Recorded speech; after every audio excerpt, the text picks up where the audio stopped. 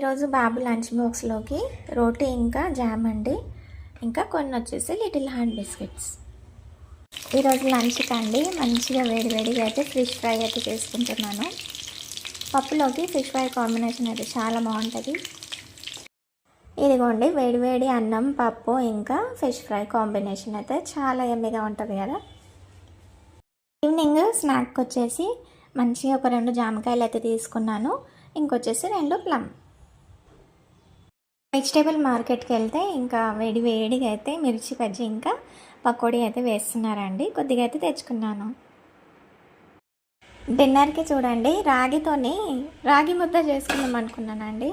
అది చూడండి ఎలా అయ్యింది. ఫస్ట్ టైం ట్రై చేస్తే కుదరలేదు నాకు. సరే ఇంకా వేస్ట్ చేయడం ఎందుకని తినేస్తున్నాను. ఇంకా ఫిష్ తలకాయ.